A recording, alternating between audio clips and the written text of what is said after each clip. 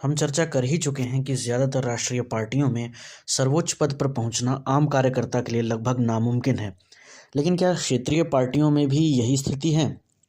उत्तर में देखें तो जम्मू और कश्मीर में नेशनल कॉन्फ्रेंस अब्दुल्ला परिवार की ही पार्टी रही है। शेख अब्दुल्ला, फारूक अब्दुल्ला और अब उमर अब्दुल्ला उसे संभाल रहे हैं, जबकि पीडीपी भी मुफ्ती मोहम्मद सईद और उनकी बेटी महबूबा मुफ्ती की ही पार्टी है। पंजाब में बढ़ें तो पाएंगे कि सुखबीर सिंह बादल और प्रकाश सिंह बादल की पार्टी शिरोमणि अकाली दल पूरी तरह से पारिवारिक पार्टी है। उत्तर प्रदेश में बहुजन समाज पार्टी की चर्चा तो हम पहले कर ही चुके हैं, और समाजवादी पार्टी भी परिवारवाद की ही पार्टी है। मुलायम सिंह यादव और उनके भाइयों की सरपरस्ती में चलने वाली पार्टी के सभी मुख्य पदों पर इसी परिवार के लोग हैं। पड़ोसी राज्य बिहार में भी परिवार की ही पार्टी दिखती है। लालू यादव की राष्ट्रीय जनता दल को उनके बच्चे ही संभाल रहे हैं। लोक जनशक्ति पार्टी को रामविलास पासवान के पुत्र चिराग पासवान संभाल रहे हैं।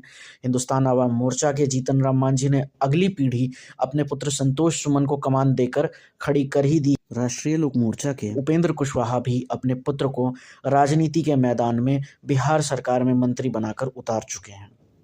बिहार के पूर्व में बंगाल की बात तो हम कल कर ही चुके हैं, और बिहार से दक्षिण की ओर आएंगे तो पाएंगे कि झारखंड में भी शिबू सोरेन की ही बनाई पार्टी झारखंड मुक्ति मोर्चा को उनके बेटे हेमंत सोरेन ही चला रहे हैं। उड़ीसा में बीजू पटनायक बीजू जनता दल को चलाने वाले उनके पुत्र नवीन पटनायक भी उसी पार्टी को चला रहे हैं। उनके बाद उसे कौन चलाएगा, ये देखना भी दिलचस्प होगा। पश्चिम की ओर जाएं तो महाराष्ट्र की राजनीति इससे अछूती नहीं रही है। शिवसेना बाळासाहेब ठाकरे की पार्टी है, जिसे संभाल रही है उनकी दूसरी पीढ़ी उद्धव ठाकरे, और तीसरी पीढ़ी आदित्य ठाकरे भी उसे संभालने को तैयार है। एनसीपी की अगर बात करें तो पाएंगे कि वहां भी अजित पवार शरद पवार के ही भतीजे हैं, और एनसीपी शरद पवार की बात करें तो शरद पवार और उनकी बेटी सुप्रिया सुले उसे आगे संभालने की तैयारी कर रही हैं। नई नवेली महाराष्ट्र नवनिर्माण सेना भी राज ठाकरे और बेटे अमित ठाकरे के साथ परिवारवादी पार्टी बनाकर खड़े हैं। दक्षिण में चाहे आप तेलंगाना की ओर ध्यान दें या कर्नाटक या आंध्र प्रदेश या फिर तमिलनाडु की ओर, आप पाएंगे कि यहाँ भी परिवारवादी पार्टियों का ही कब्जा है।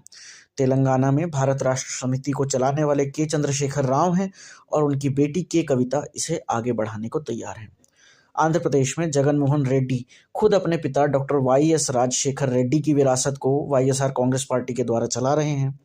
आंध्र में ही उनके विरोधी या सत्ताधारी दल चंद्रबाबू नायडू भी अपने ससुर एनटी रामाराव की खड़ी की हुई तेलुगु देशम पार्टी को चला रहे हैं। तमिलनाडु में द्रविड़ मुन्नेत्र कड़गम द्रमुक के नेता करुणानिधि के परिवार की राजनीति पर कब्जा है। उनके बेटे एमके स्टालिन और पोते उदयनिधि स्टालिन ही इसे बढ़ा रहे हैं। कर्नाटक में भी जनता दल सेक्युलर में देवेगौड़ा परिवार का ही कब्जा है। उनके बेटे एचडी कुमारस्वामी ही इसे आगे बढ़ा रहे हैं।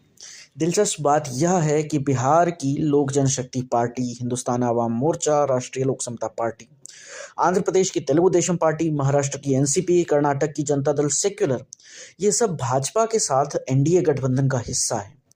भाजपा जो कि कांग्रेस को और उसके सहयोगियों को परिवारवाद के लिए टोकती रही है, वही भाजपा इस प्रकार के परिवारवाद को बढ़ावा देती है।